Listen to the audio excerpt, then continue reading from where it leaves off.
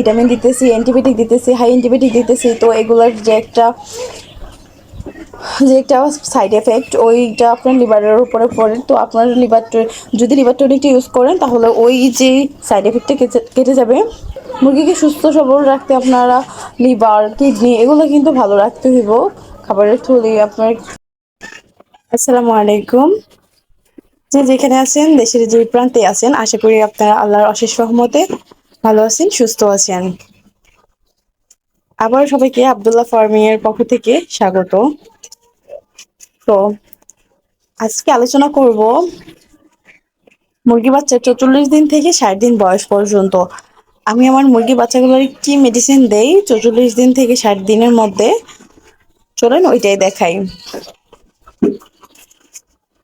তো 44 দিন থেকে মানে 45 দিনে আমরা কৃমির ওষুধ দিই মুরগির বাচ্চাগুলোকে। কৃমির ওষুধ দেওয়ার আগে আমরা কি দিই, তো কৃমি নিয়ে তো আগে একটা ভিডিও করছি, আপনারা প্লে লিস্টে গিয়ে ভিডিওটা দেখে আসবেন। তো কৃমির ওষুধ ব্যবহার করার আগে আপনারা কৃমির ওষুধ কেন দিবেন?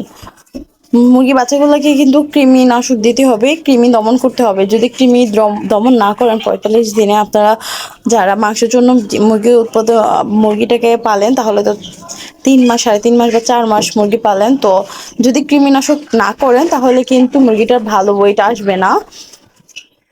আর যদি কৃমিনাশক ইউজ করেন তাহলে তো কৃমিটা মরে যাবে আর ভালো একটা ওয়েট আসবে।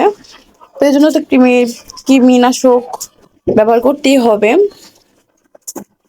কৃমিনাশক ব্যবহার করার আগে আপনারা কি কি নিয়ম পালন করতে হবে, কি নিয়ম করতে হবে, আপনারা আমি কৃমিনে যে ভিডিওটা করছি ডিটেলস, ওইটা প্লে লিস্টে থেকে দেখে আসবেন। তো কৃমিনাশক ইউজ করার আগে আপনারা 24 ঘন্টা লাইসোবিট চালাবেন। আমি 44 দিন থেকে শুরু করতেছি। তো 44 দিনের সময়টা সারাদিন 24 ঘন্টা আপনারা লাইসোবিট চালাবেন। 44 দিন লাইসোবিট চালাবেন। 45 দিনে আপনারা কৃমিনাশক যে এভিনেক্স বা প্যারাবেট, যে কোনো কোম্পানির, কয়েকটা কোম্পানির, আর কত কোম্পানির আছে, আপনাদের যেটা ইচ্ছা এক এক মাসে এক একটা দিয়ে আপনারা কোর্সটা করবেন। তো 45 দিনের দিনটা আপনারা 2 ঘন্টা কৃমিনাশক ওষুধটা শেষ করার চেষ্টা করবেন। মুরগিকে আগে থেকে পানি না দিয়ে রাখবেন। তো 45 দিনে কৃমিনাশক দেওয়ার পরে আপনারা 46 দিনে আবারও লাইসোবিট 24 ঘন্টা চালাবেন। কারণ লাইসোবিটটা কেন চালাবেন?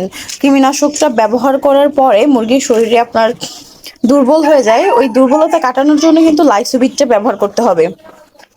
লাইসোবিটটা ব্যবহার করার পরে 46 দিন ব্যবহার করার পরে 47 দিন গ্যাপ রাখবেন। গ্যাপ রাখার পরে আপনারা লিভার টনিকটা ইউজ করবেন।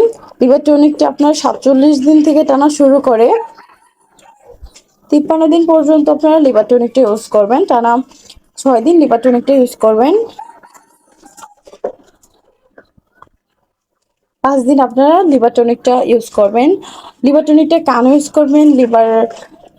মুরগির লিভারটা আপনারা এই যে এতদিন পর্যন্ত টানা প্রায় 1 মাস 25 দিন পর্যন্ত সবসময় মানে ছোটবেলা থেকে যদি শুরু করে যে আপনার মেডিসিনের পর একটা পর একটা দিতেছেন, ধরেন আমরা দিতেছি লাইসোবিট, আমরা ভিটামিন দিতেছি, অ্যান্টিবায়োটিক দিতেছি, হাই অ্যান্টিবায়োটিক দিতেছি। তো এগুলোর যে